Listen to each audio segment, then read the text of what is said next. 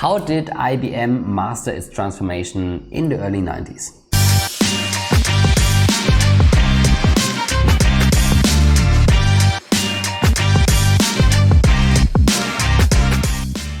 Hi everyone, my name is Johannes and welcome to this channel. On this channel I share my own learnings and experiences and thoughts from my life as a strategy consultant.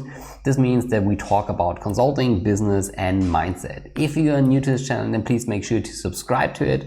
Also leave a thumb up. This will help you that you don't miss any new video here. And today we have another case study. We will talk about the transformation of IBM. And this is a follow-up of the case study that I did last week about General Electric, the transformation that Jack Welch initiated. And I thought, since I am very interested in such case studies because I think they illustrate in a very positive way, in a very good way, how business actually works, I thought that it might be interesting for you if I share some of the research that I do here on this channel. So if you want to see more of that, or if you have any feedback, then please write it in the comments. So with that being said, let's start with the case study of the IBM transformation. And as always, we take a look at the numbers first to get a good idea what actually happened. So what we see is that especially in the early 90s, so 1991, IBM had, for the first time, I think it was even in the history of the entire company, negative results. So this means that they were not profitable in 1991.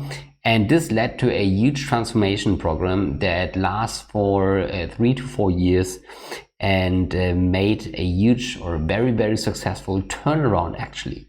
Because in those only 5 years, they increased the revenue by 7 billion. I mean, this is roughly 10%. This is not too impressive. But on the other hand, they increased profitability at almost the same level. So this means that the entire revenue that they generated was like pure profit. And this is really remarkable because in only 5 years, they turned the company around and really managed to get margins to a healthy level again. And in this case study, we will take a look at how they really did it. So basically, there were like 4 steps I want to talk about, or 4 phases. So the first phase, and this is like the historical development, it's between 1981 and 1996. So what happened basically in the business environment that IBM was in was that we saw like market disruption, huge technological developments. We saw the entire internet trend coming up. We saw Apple taking, increasing market shares. So we saw also new competitors coming in, and this means also obviously price competition. And those are some very typical dynamics that you see, is that there is a new trend. If the market gets more and more crowded, that you obviously have some price competition. And IBM, on the other hand, was at that time a very large and a very slow company. So there was a lack of speed. So this means decisions weren't made very quickly. They also had some product flops, and they somehow lost the connection to their customers.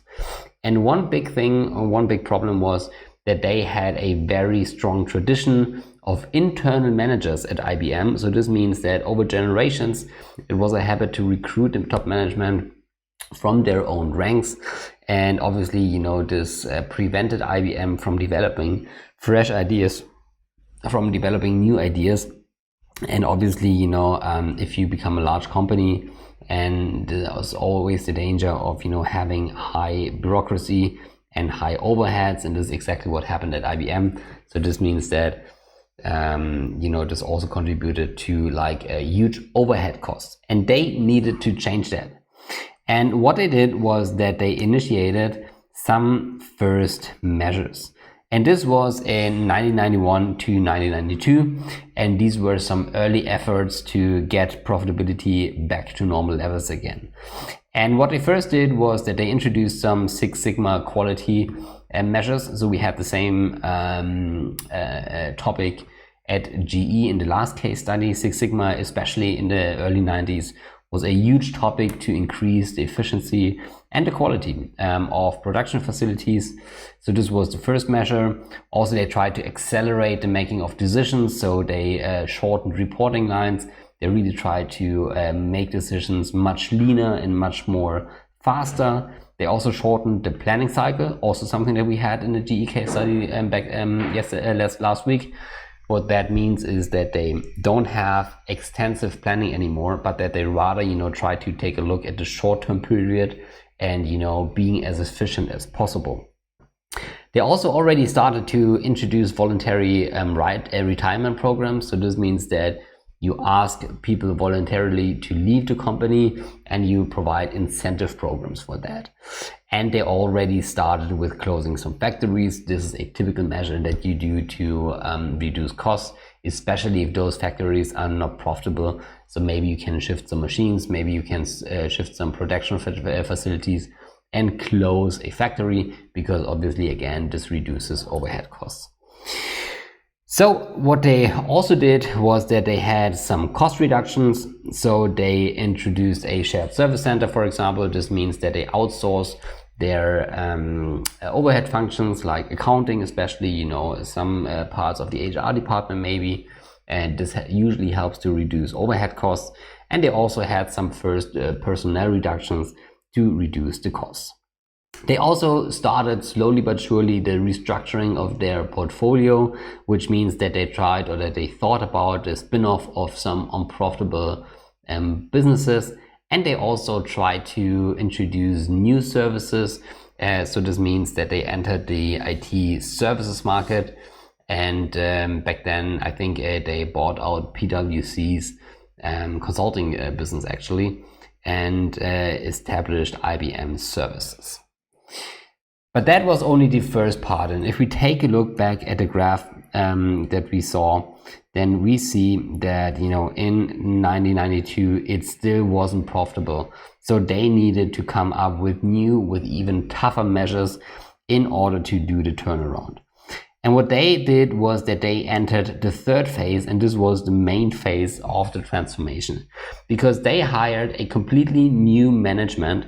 And this was for the first time in the company history, a manager who was not a part of IBM before. And obviously he brought, many outside-in views to the firm. And he also had a very, very strong focus on customers, which was at that time uncommon at IBM.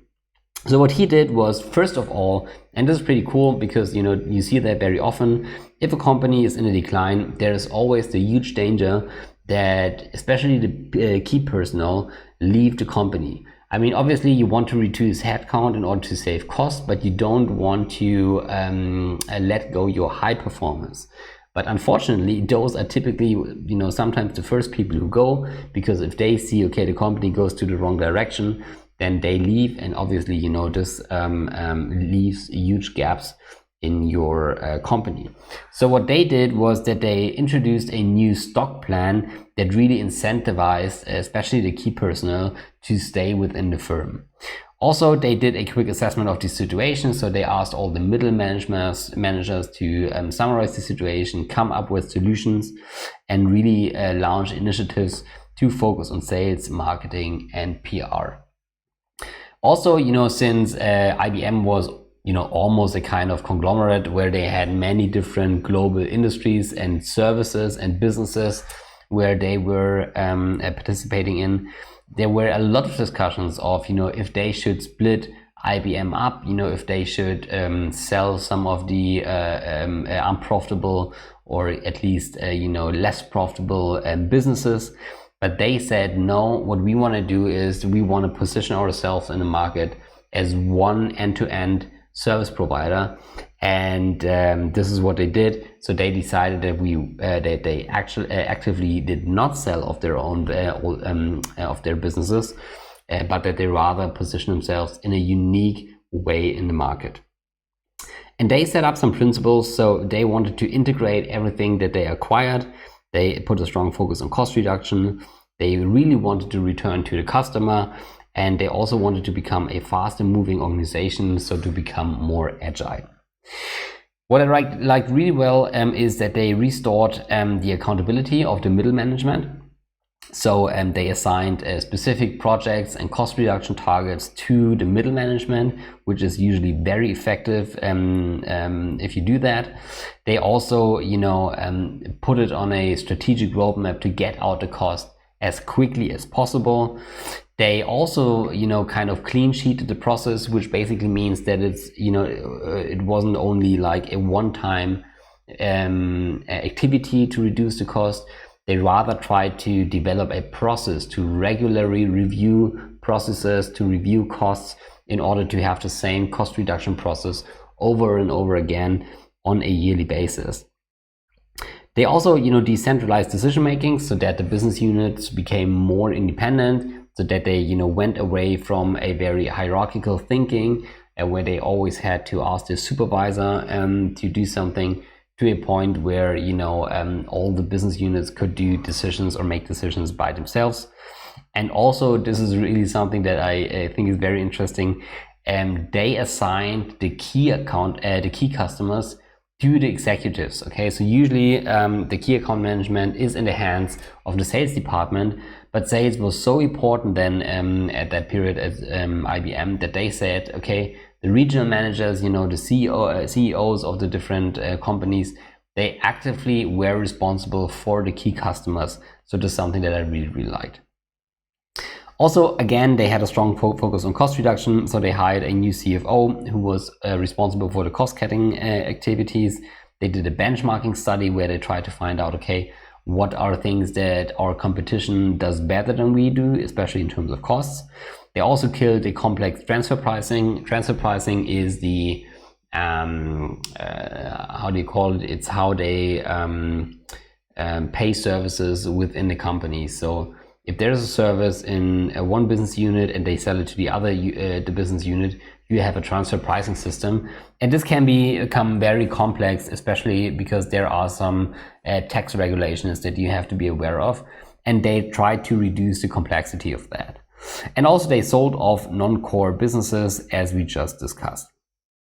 As always, they also had some organizational changes. So this means that they set it up as one global organization.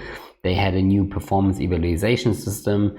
They restructured also the sales organization. So this means that they went away from a regional structure to a global structure, where they didn't distinguish between the regions, but rather where they said, okay, we distinguish by functions. Okay, this is also something that you do very often.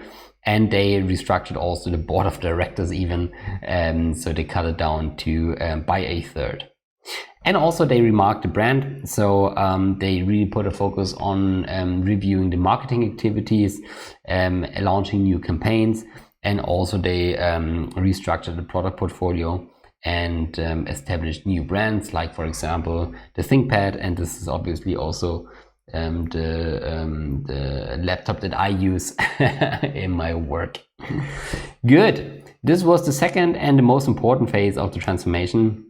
And then in 1995, we had only the stabilization of the firm, and this means that they evaluated new strategic alternatives and also acquired companies like Lotus to develop new growth opportunities.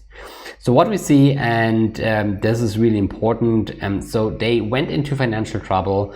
Then in 1991 to 1992, they started a transformation that typically it takes a couple of years until you see the results on the bottom line. So this means in terms of profitability. And once the company is profitable again, then you can take care of the revenue growth. And this is also exactly what we see here in the graph. This is how it worked. So we had a decreasing profitability in 1991 and 1992, then also 1993. Then we had the turnaround. And after that, you can see that they again focus on the revenue increase. And this is something that is very typical if we talk about transformations. And as a result, as we said in the beginning, it was really, really remarkable because they only increased revenue by 10%, but they, made the company profitable again. And in US dollar, this means that they increased profitability by $7 billion in only 3 years. And this is really, really remarkable. With that being said, of course, I want to know what you think about this case study. What would you have done differently? What did you really like about it? What were your learnings? So please leave it in the comments below. I hope you liked it. If this brought value, then please subscribe to this channel and leave a thumb up.